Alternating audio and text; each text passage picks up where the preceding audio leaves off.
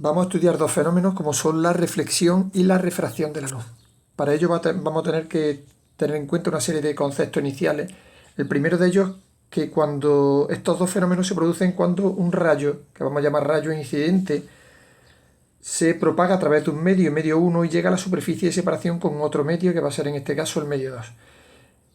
En ese caso, el rayo, como pasa en este caso, puede salir reflejado, que iría para allá, o también puede darse el caso en que salga refractado, que sería atravesando el medio. Ahora después lo veremos.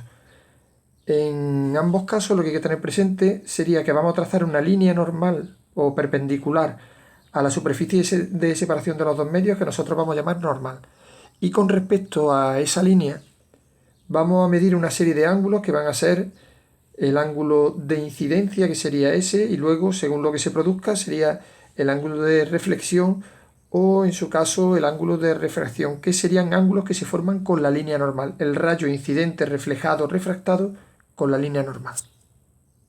El primer fenómeno que vamos a estudiar va a ser el de la reflexión, y en este caso se va a producir cuando el rayo incidente llega hasta la superficie de separación de los dos medios, que sería esta línea de aquí, y en vez de atravesarla, rebota permaneciendo en el mismo medio, sin atravesarla.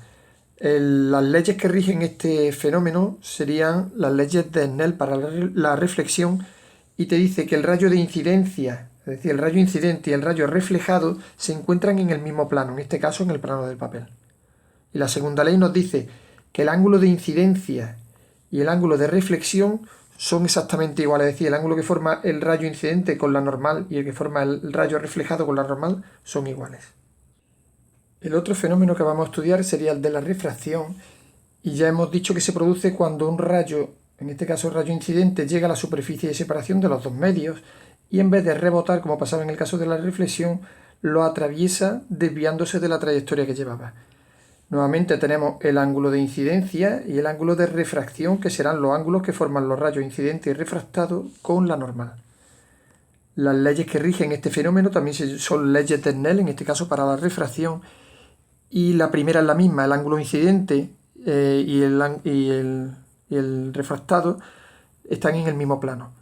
Y la segunda sería que el ángulo de incidencia y el de refracción siguen la siguiente relación: seno del ángulo de incidencia partido por el seno del ángulo de refracción será igual a n2 partido por n1, donde n es el índice de refracción, que acordaos que es un cociente de velocidades de propagación en distintos medios.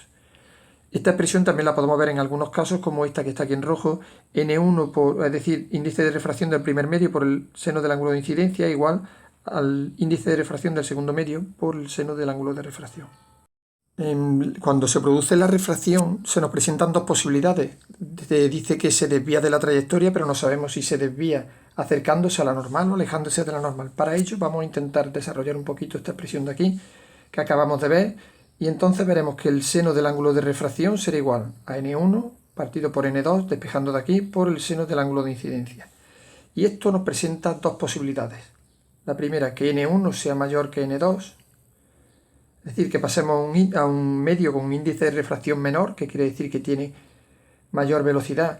Y entonces en este caso tendríamos que, como n1 va a ser más grande que n2, sería mayor que 1, y por tanto, cuando hagamos esta multiplicación y multipliquemos entonces el seno del ángulo de incidencia, lo multiplicamos por un número mayor que 1, me va a salir el seno del ángulo de refracción mayor, por lo que esto lo que quiere decir es que el seno del ángulo de refracción será mayor que el seno del ángulo de incidencia, y por tanto el ángulo R va a ser mayor que el ángulo I.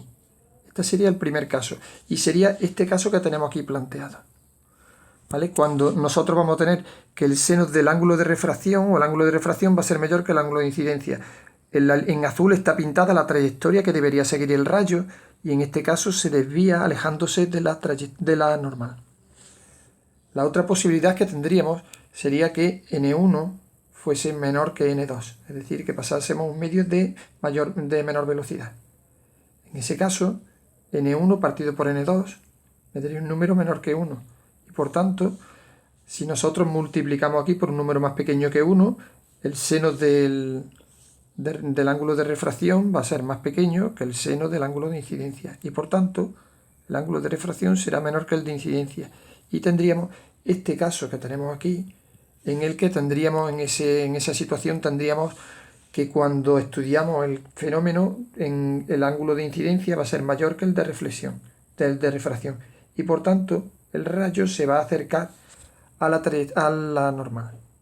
En resumen, por consiguiente, tendremos que cuando pasamos de un medio con mayor índice de refracción a uno con menor índice de refracción, es decir, cuando pasamos de una velocidad más pequeña a una velocidad mayor, el rayo refractado se aleja de la normal. Sería este caso de la derecha. Cuando pasamos de un medio de menor índice de referencia a uno de refracción a uno de mayor índice de refracción, es decir, pasamos un medio con menor velocidad, en ese caso el rayo refractado se acerca a la normal. Vamos a basarnos en estas dos fórmulas para intentar desarrollar un poquito más la ley de Snell que acabamos de ver.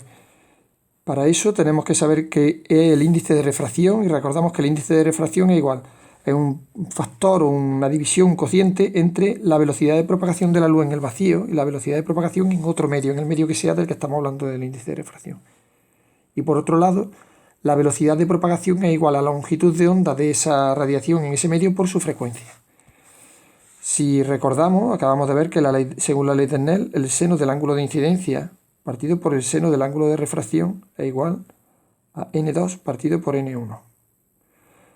Sustituyendo por el valor del índice de refracción, esto sería c partido por v2 dividido c partido por v1, se me quedaría c por v1 partido por c por v2. Esto sería producto de extremos dividido entre el producto de medios. ¿Qué me daría eso? Esto y esto se me iría y se me quedaría entonces v1 partido por v2. Si ahora tenemos en cuenta esta expresión de aquí, sustituyendo se me quedaría que v1 partido por v2 sería igual a lambda 1 por la frecuencia partido lambda 2 por la frecuencia. Recuerdo que la frecuencia es la única magnitud que no cambia en una radiación cuando cambia de medio.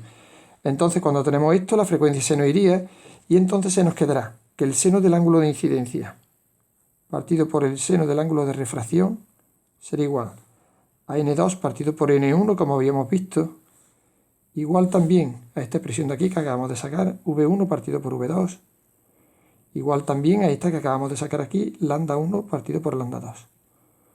Y esto de aquí nos da una expresión para la ley de Snell en función de, siempre vamos a tener en cuenta el seno del ángulo de incidencia y de refracción, pero me lo da en función de los índices de refracción, en función de las velocidades de propagación o en función de las longitudes de onda de la luz en los dos medios. Luego, de esta manera, en función del problema, de los datos que nos dé el problema, podemos utilizar o los índices de refracción o las velocidades de propagación o las longitudes de onda. Expresión muy importante para la resolución de problemas.